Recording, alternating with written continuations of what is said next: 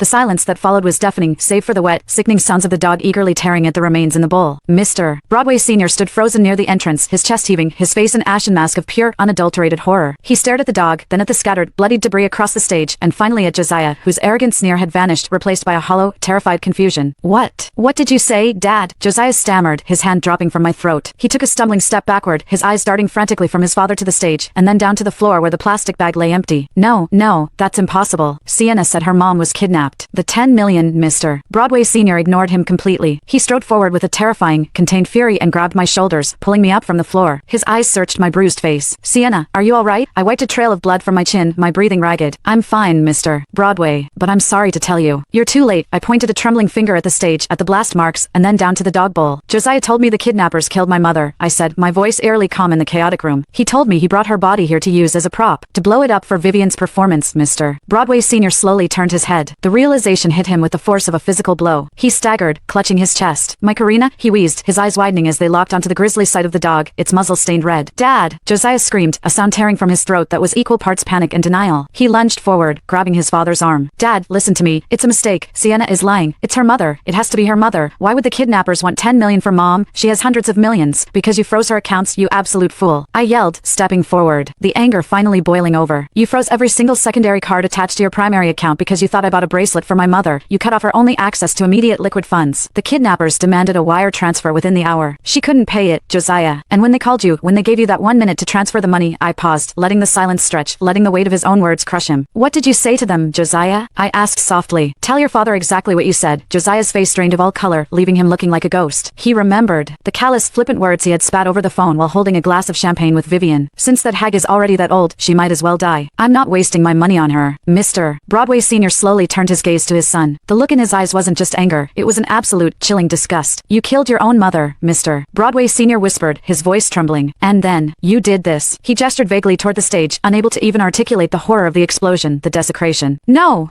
I didn't know. Josiah wailed, dropping to his knees. Dad, please, I thought it was Sienna's mother. I swear to God, and that makes it acceptable? Mr. Broadway Sr. roared, the sound echoing through the cavernous studio. He raised his hand and struck Josiah across the face with such force that Josiah collapsed onto the floor, clutching his bleeding cheek. You desecrate a human body for a cheap theatrical stunt? You mock a grieving daughter? You are no son of mine. Vivian, who had been cowering near the stage, suddenly tried to scramble away. The bodyguards, moving with terrifying efficiency, stepped into her path, blocking her exit. Mr. Broadway, please, I had nothing to do with this. Vivian sobbed, her pristine couture dress ruined, her face stained with tears and the dog urine she had landed in earlier. Josiah told me it was a fake body. I didn't know. I would never. Shut up, Mr. Broadway Sr. snapped, not even looking at her. He turned to his assistant. Michael, secure this area. Call the police. I want forensics here immediately.